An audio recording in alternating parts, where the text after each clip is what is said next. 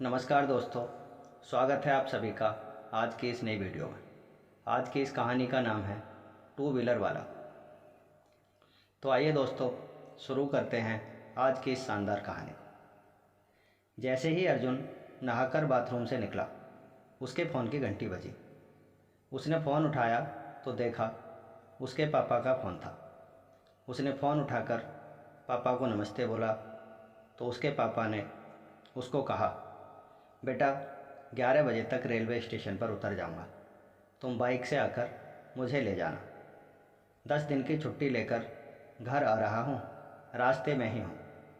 यह सुनकर अर्जुन एकदम खुश हो गया और यह खबर उसने तुरंत अपनी बहन और माँ को बता दी। पापा के आने की खबर से घर में सब लोग एक साथ खुश हो गए।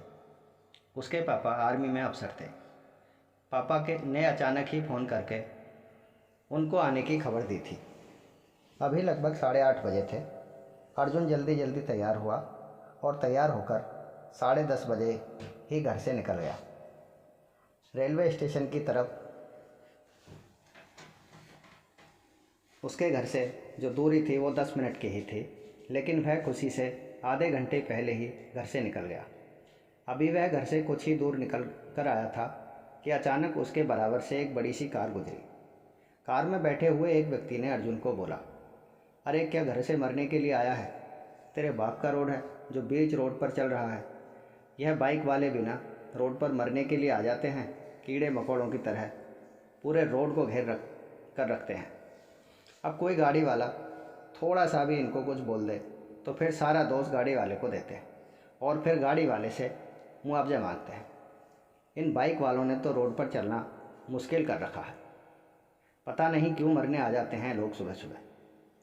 यह कहते हुए गाड़ी आगे बढ़ गई। यह सब सुनकर अर्जुन का खून खौल गया, लेकिन वह अपने पापा को लेने जा रहा था। अच्छे मूड में था, इसलिए उसने सब कुछ सुनकर भी अनसुना कर दिया।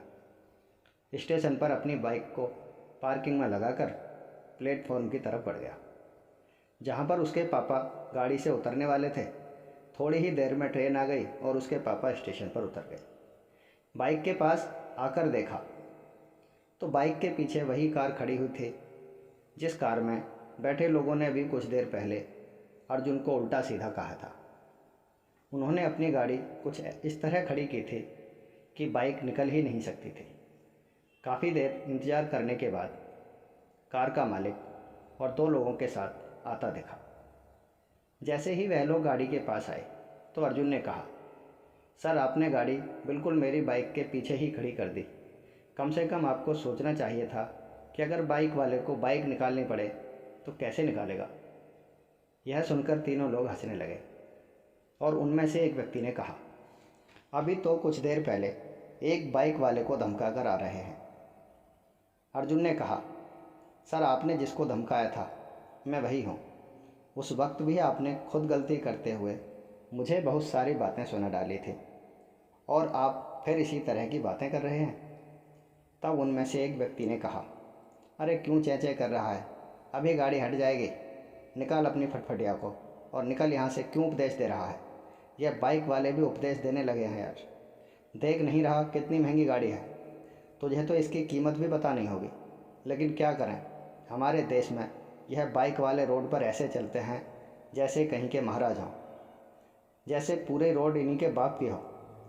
सरकार को इन लोगों के रोड पर निकलने पर ही पाबंदी लगा देनी चाहिए, उसने ठहाका लगाते हुए कहा। अर्जुन के पिताजी पास ही में खड़े थे, सब बातें सुन रहे थे। वह उन लोगों के नज़दीक आए और उन लोगों से कहा, भाई कितने पैसे की है तुम्हारी गाड़ी? तो उनमें से एक व्यक्ति ने आकर अकड़कर कहा, 25 लाख रुपए की है। ऐसी 50 बाइक तो आ ही जाएंगी इतने पैसे में। अर्जुन के पापा ने बड़े प्यार से उसको कहा, तो मेरे घर चलो। मेरे घर 50 लाख रुपए की गाड़ी खड़ी हुई है, तुम्हारी गाड़ी से दोगुनी महंगी है। अरे कोई आदमी अगर बाइक से सड़क पर चल रहा है तो क्यों कार वाले उसको कीड़ा मकोड़ा समझते हैं? क्या उसके पास कार नहीं हो सकती? हो सकता है उसके पास तुमसे भी महंगी कार हो। ज़रूरी नहीं कि हर वक्त आदमी महंगी गाड़ी से ही रोड पर चले।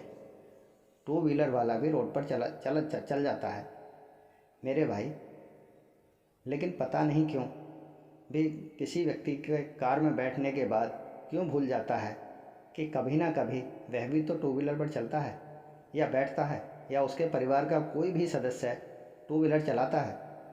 हम सब गाड़ी में बैठने के बाद टू व्हीलर वाले किसी भी व्यक्ति को बड़े हिकारत की नज़र से देखते हैं।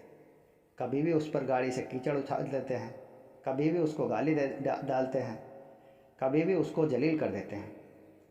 हमें कभी भी किसी की औकात को उसकी गाड़ी देखकर या फिर टू व्हीलर देखकर तो बिल्कुल भी नहीं आंकना चाहिए। यह सब सुनकर उन तीनों के चेहरे शर्म से लटक गए थे। उनके मुंह से आवाज़ नहीं निकल पा रही थी। ऐसा ही होता है दोस्तों, जब हम टू व्हीलर पर होते हैं तो हम पैदल चलने वालों को कीड़ा मकोड़ा समझते हैं, और जब हम लोग एक कार में बैठे होते हैं तो फिर टू व्हीलर वालों किसी भी व्यक्ति को अपने से छोटा समझते हैं और उसको हिकारत की नज़र से देखते हैं। लेकिन हम यह नहीं सोचते कि हो सकता है अभी हमारे बराबर से कोई हमसे भी बड़ी गाड़ी में निकले तो वह भी क्या हमें कीड़ा मकोड़ा ही समझे।